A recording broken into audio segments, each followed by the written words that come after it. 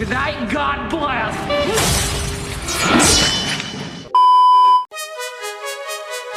Hai guys, apa kabar kalian? Semoga kalian sehat-sehat saja ya. Di kesempatan kali ini saya akan membawakan alur cerita film yang berjudul Monster Party. Film ini rilis pada tahun 2018. Sebelum mulai jangan lupa untuk klik tombol like dan subscribe-nya ya guys. Oke lah, daripada penasaran kita langsung saja intro.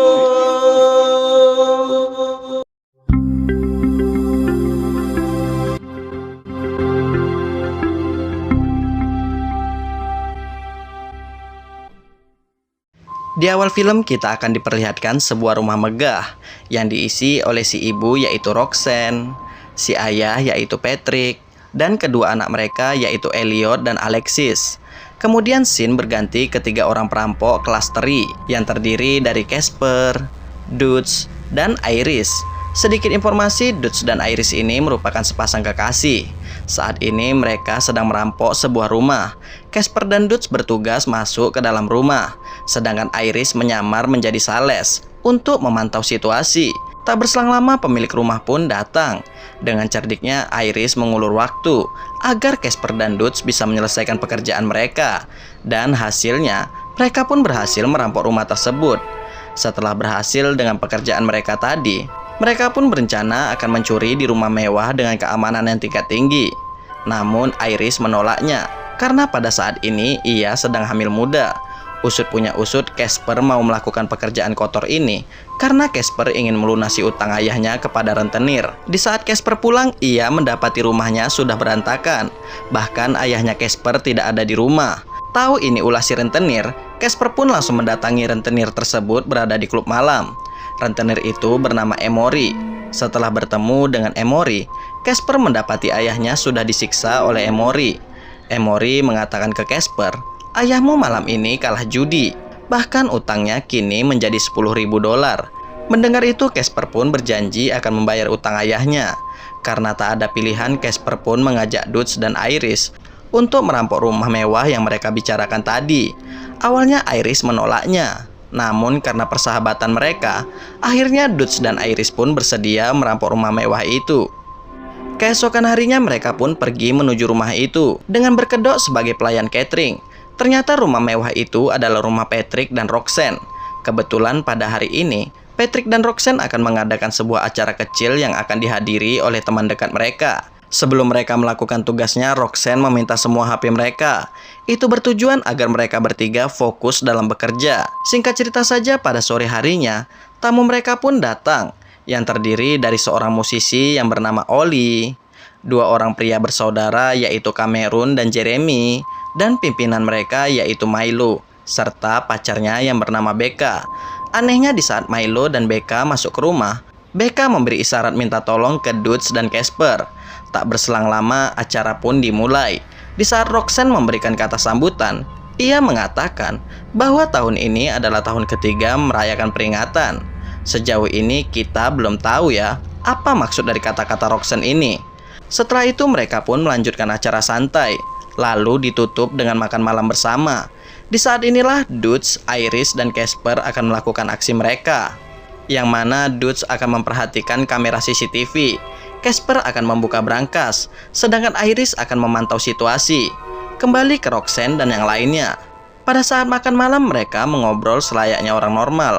Namun inti dari pembicaraan mereka, ternyata mereka semua ini adalah mantan narapidana. Dan kasus mereka semua adalah membunuh orang. Disinilah Milo mengumpulkan mereka semua sebagai kelompok psikopat yang tobat. Milo sengaja membentuk kelompok ini karena di antara mereka semua kecanduan membunuh orang.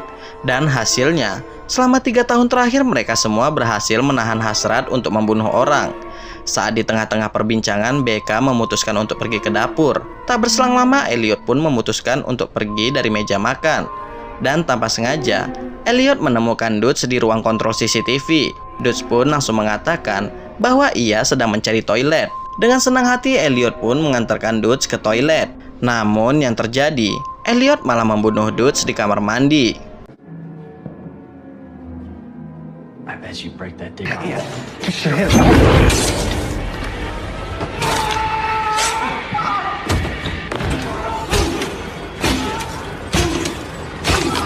Tak berselang lama lampu pun padam dan semua akses jalan keluar tertutup dengan otomatis.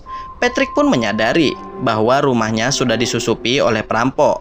Setelah diteliti, Patrick mengetahui semua yang terjadi. Lalu Patrick memperingati Elliot atas perbuatannya. Di sisi lain, Casper mendengarkan obrolan mereka. Hingga pada akhirnya Milo dan yang lainnya mengetahui perbuatan Elliot. Tak berselang lama, Iris pun mengetahui bahwa kekasihnya sudah dibunuh. Karena hal itu, Iris pun mencoba untuk kabur. Sedangkan Patrick mencoba membunuh Casper. Syukurnya Casper dan Iris berhasil sembunyi di ruangan yang berbeda. Tak berselang lama, Milo mencoba menenangkan Patrick. Untuk sesaat, keadaan pun menjadi tenang. Lalu Milo mencoba bernegosiasi dengan Casper. Milo mengatakan ia akan memberikan $10.000 untuk dirinya dan Iris. Namun dengan syarat, mereka berdua tak melaporkan kejadian ini ke polisi. Mendengar itu, Casper menolaknya. Casper meminta $100.000 ke Milo. Milo pun setuju. Namun untuk uang sebesar itu, Casper harus menunggu. Lalu Milo menyuruh Alexis untuk menghentikan aksi Cameron dan Jeremy sedang memburu Iris. Sementara itu, Casper tanpa sengaja menemukan senjata di sebuah laci. Kembali ke Alexis. Setelah bertemu dengan Cameron dan Jeremy, Alexis pun langsung menyuruh kedua pria ini untuk pergi. Lalu Alexis membujuk Iris untuk keluar dari ruangannya. Alexis berjanji ke Iris untuk membantunya keluar dari rumah ini. Alexis melakukan ini agar ia juga bisa keluar dari rumah ini. Sedangkan Casper memberanikan diri keluar dari persembunyiannya. Lalu Casper menggiring Patrick dan yang lainnya menuju lantai bawah. Setelah sampai bawah, Casper mendapati Iris dan Alexis sedang diserang oleh Cameron dan Jeremy. Melihat itu, Milo mencoba menghentikan Jeremy. Namun Jeremy tak menghiraukannya. Tak berselang lama, Elliot menyerang Casper. Karena geram, Milo pun memutuskan untuk membunuh Jeremy. Di saat yang bersamaan, Patrick mengambil pistol. Lalu ia membunuh Milo. Kesempatan ini dimanfaatkan oleh Casper, Alexis, dan Iris untuk bersembunyi di ruang rahasia. Di ruang rahasia ini terdapat banyak organ tubuh manusia yang diawetkan. Di sana mereka juga melihat foto keluarga Patrick. Ternyata Patrick dan Roxanne memiliki 3 orang anak. Dan anak mereka satu lagi menderita sakit jiwa. Dia adalah Siwi. Sementara itu Patrick mengajak Roxanne untuk membunuh Casper dan Iris. Namun Roxanne menolaknya. Roxanne mengatakan bahwa ia tak membunuh lagi. Sedangkan Casper mencari senjata untuk berjaga-jaga. Sementara itu Patrick dan Elliot sedang memperhatikan pergerakan Casper dan yang lainnya melalui kamera CCTV. Patrick sangat tak menduga Alexis bisa mengkhianati dirinya. Dan dengan cerdik, Patrick melepaskan Siwi yang dikurung di ruang rahasia. Alhasil Iris pun tewas dibunuh oleh Siwi. Syukurnya Casper berhasil membunuh Siwi.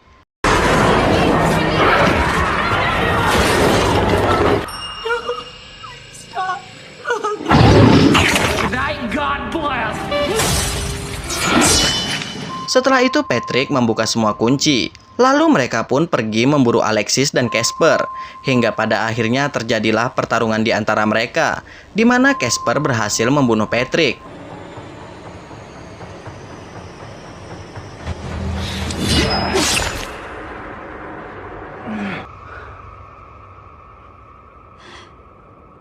Tak berselang lama giliran Cameron yang menyerang mereka. Setelah berhasil membunuh Cameron, tiba-tiba saja Elliot datang menyerang mereka.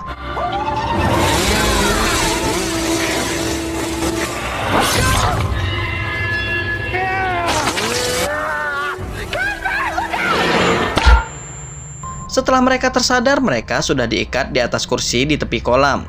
Di sana Elliot menyuruh Alexis memotong tali agar Casper jatuh ke kolam. Tak berselang lama, Alexis pun dilemparkan ke kolam oleh Elliot. Syukurnya Roxanne datang menyelamatkan mereka berdua.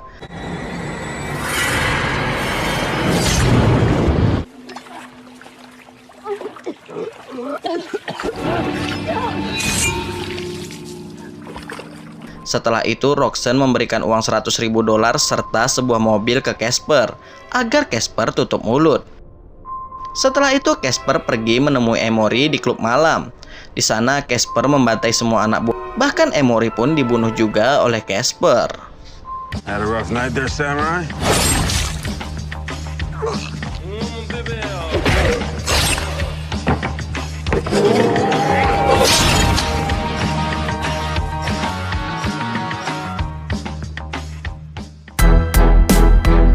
Dan cerita pun selesai guys. Sekian untuk video kali ini.